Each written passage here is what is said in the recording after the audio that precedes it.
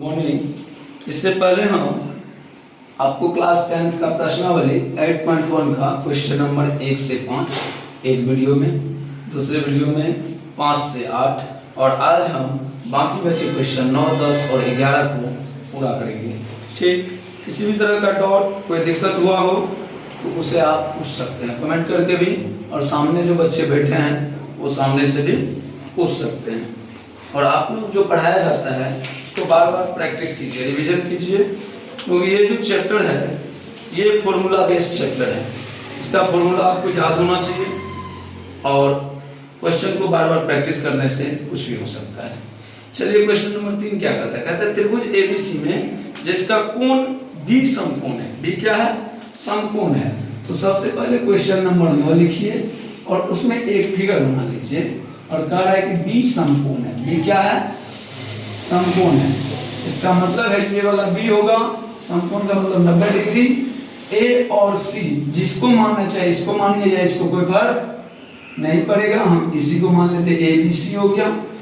इसका मतलब ए आपका ये रहा, तो यहाँ ए से ही क्वेश्चन बनेगा। यहाँ दिया हुआ है, क्या दिया है? दिया है tan a बराबर 1/√3, tan a बराबर 1/√3, यानी tan का मान होता है p/b। तो p का मान 1 हुआ।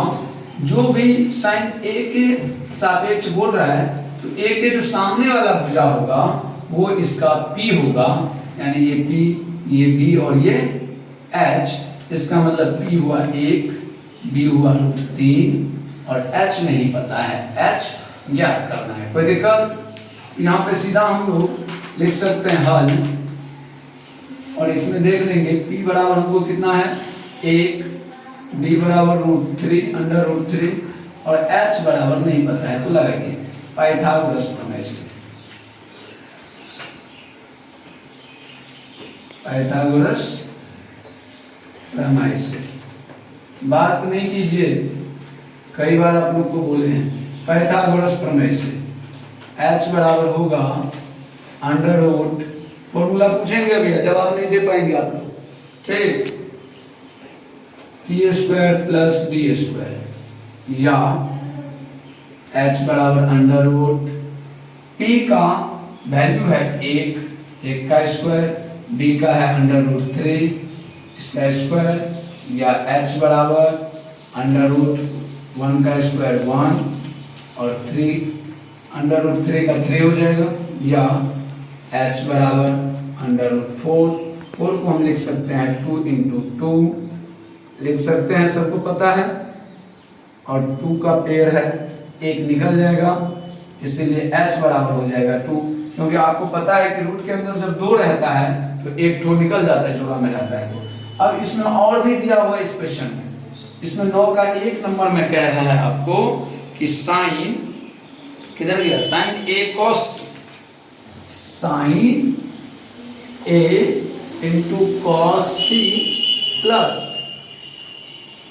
cos a × sin c, cos a × sin c। अब देख रहे हैं कि लिखा हुआ सेम ही चीज है, बस एक बार a है और एक बार c है। तो एक फिगर बनाए हैं a लेकर के, अब दूसरा फिगर और यहाँ पे बना लीजिए ताकि आपको समझ में आएगा आसानी से। सेम बनाइए, ये आपका a था, ये b था और ये आपका c था। ये आपको √3 था, ये आपने निकाल लिया है 2 और ये आपका 1 था। लेकिन अब c के सापेक्ष में इसमें करेंगे क्योंकि उसमें a के सापेक्ष किए थे, तो इसके लिए ये p हो जाएगा और ये b हो जाएगा और ये h सेम रहेगा, इसके लिए h भी p। अब आपको पता है sin a का मान होता है p/h। क्या होता है? cos c का मान होगा p/b/h। cos है तो b/h, sin है तो p/h। लेकिन ध्यान रखना है दोनों का p अलग अलग होगा। sin a के लिए p का मान 1 होगा, h तो एज इट इज रहेगा। cos c के लिए, जैसे c का बात कर रहे हैं तो यहाँ आ गए, cos c के लिए b का मान 1 होगा और यहाँ पे p का मान 1 था, बस यही अंतर है। उसी तरह cos a के लिए b का मान √3 होगा। कितना हो जाएगा? √3। h तो सेम रहेगा। और साइन c के लिए p का मान हो जाएगा √3/2। समझ में आ रहा है बात? बिल्कुल आसानी से। 1 × 1 1, 2 दूनी 4, √3 × √3 3 हो जाएगा, 2 दूनी 4। इसका एलसीएम हो जाएगा 4, 1 + 3 होगा, 4/4 कट के 1 बचेगा। 1 नंबर का आंसर निकल गया। आपको इसमें कहीं भी थोड़ी सी दिक्कत है तो आप हमसे पूछ सकते हैं। अब देखते हैं क्वेश्चन नंबर 2। इसमें क्या दिया है? 2 में दिया हुआ है cos A cos C, cos A into cos C minus sin A into sin C, sin A into sin C। कुछ नहीं करना है, जो इसका वैल्यू है देखो cos A का, यहाँ पे डायरेक्ट मान लिख दे, नहीं चलो पहले फॉर्मूला लिख देते। b/h ये भी होगा और b/h ये भी होगा, p/h ये भी होगा और p/h ये भी होगा, लेकिन दोनों का मान में अंतर होगा। ये a है cos A के लिए, cos A ये रहा a के लिए b है √3, a के लिए b कितना है? √3 और h कितना है?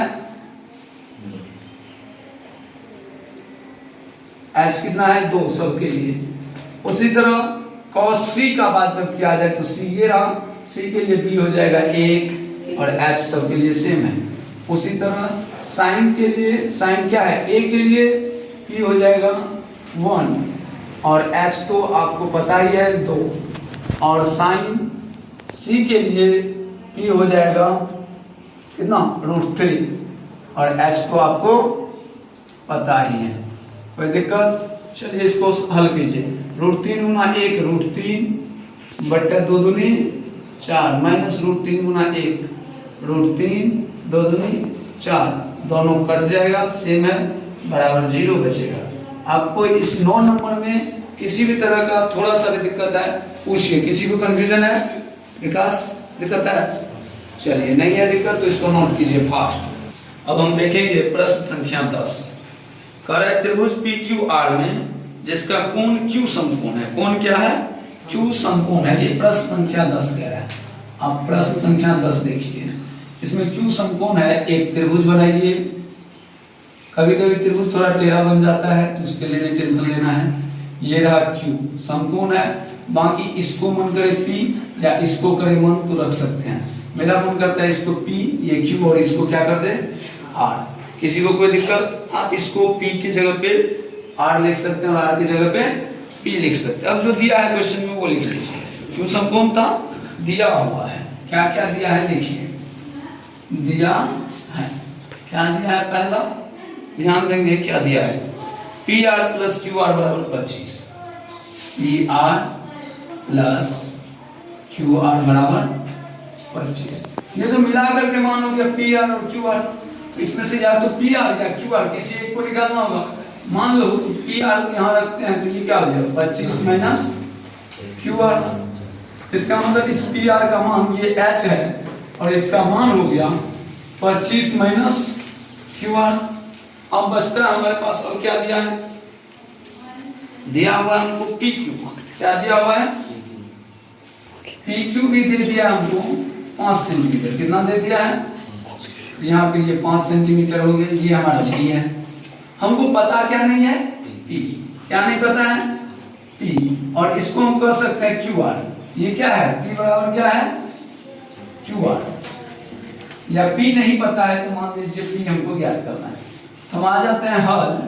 जो दिया था हमने लिखा हल, पाइथागोरस प्रमेय लगा लेते हैं। क्या लगा लेते हैं? पाइथागोरस प्रमेय। ध्यान दीजिए, पाइथागोरस प्रमेय से आपको P का वैल्यू सीधा निकालने आता है। h² - b² होता है अंडर। यानी तो अगर स्क्वायर रखेंगे दोनों तरफ P² = h² - b² होगा। या दूसरा पूरा पाइथागोरस प्रमेय इस पे टिका हुआ है कि कर्ण का जो स्क्वायर होता है वो लंब के स्क्वायर और जोड़ आधार के स्क्वायर के बराबर होता है। ये बात तो आपको पता है कि नहीं है? जी पता है। चलिए हम वही कर लेते हैं। इसका कर्ण क्या है? H क्या है? तो PR है। क्या है? तो इसका स्क्वायर बराबर लंब क्या है इसका क्यू आर, क्या है लंब रे क्यू आर, इसका स्क्वायर और जोड़ आधार क्या है पी क्यू, क्या है इसके स्क्वायर के बराबर होगा। चलिए पी आर का कुछ मान लिखे हैं हम यहाँ पे, ध्यान दीजिए क्या है 25 माइनस क्यू आर, तो इसका हो जाएगा होल स्क्वायर। क्यू आर हमको नहीं पता है, नहीं पता है तो वैसे लिखिए क्यू आर का स्क्वायर प्लस पी क्यू हमको पता है 5 डेल है तो 5 का स्क्वायर, या ये a माइनस बी का होल स्क्वायर हो गया ना। आपको पता होगा a माइनस बी का होल स्क्वायर होता है a square minus 2ab plus b square, तो a स्क्वायर यानी 25 का स्क्वायर हम डायरेक्ट भी लिख सकते हैं 625, लेकिन चलिए आपको समझने के लिए एक स्टेप बढ़ा देते हैं। माइनस 2a का मान है 25, b का मान है qr प्लस qr का होल स्क्वायर हो गया बराबर qr का होल स्क्वायर प्लस 5 का स्क्वायर हो गया, या 25 का स्क्वायर 625, 25 दूनी 50 QR 50 QR प्लस QR का होल स्क्वायर बराबर ये कितना हो गया, ध्यान देंगे इसको सेम ही रहेगा, कोई चेंज नहीं होगा। QR का होल स्क्वायर प्लस 5 25, ध्यान देंगे ये आपका 625 से इसको उधर भेज देते हैं, यानी तो एक स्टेप पहले कर लेते हैं 625 माइनस 50 QR प्लस QR का होल स्क्वायर, इसको इधर देंगे तो माइनस QR का क्या हो जाएगा होल स्क्वायर बराबर से बचा 25, ये और ये दोनों सेम है कट जाएगा, कट गया तो अब बचता है हमारे पास 625, क्या बचता है माइनस 50 QR बराबर 25। ध्यान देंगे इस अंक को एक जगह कर लेंगे तो ये 625 माइनस 25 हो जाएगा, इसको उधर भेज देंगे तो प्लस का 50 हो जाएगा, हो गया ना। ये 625 में से 625 घटेगा तो ये 600 बच जाएगा बराबर 50 QR। आपको पता है कि जो गुना में रहता है साइड चेंज होने से क्या होता है भागा में, ये 600 और ये 50 QR है, 50 को इधर ले आएंगे तो नीचे आ जाएगा ये QR होगा, कट जाएगा ये कितना बार में 12 बार में, इसलिए हम लिख सकते हैं QR बराबर 12। यदि आपका QR 12 है, ये 12 निकल गया तो यहाँ भी 12 लिख देंगे तो 25 में से 12 घट के ये कितना हो जाएगा 13 हो जाएगा, यानी H आपका 13, P आपका 12 और B 5। कोई दिक्कत है इस क्वेश्चन में, थोड़ा सा भी कंफ्यूजन है, दिक्कत है तो पूछ सकते हैं, दिक्कत है सिटूरे थोड़ा सा भी नहीं है दिक्कत तो चलिए इसको नोट कर लीजिए आराम से। 10 तक 11 नंबर में कहता है बताइए कि निम्नलिखित कथन सत्य है या असत्य है, कारण सहित उत्तर दीजिए, यानी कि सत्य और असत्य का पता करना है। प्रश्न संख्या 11 में 5 क्वेश्चन है।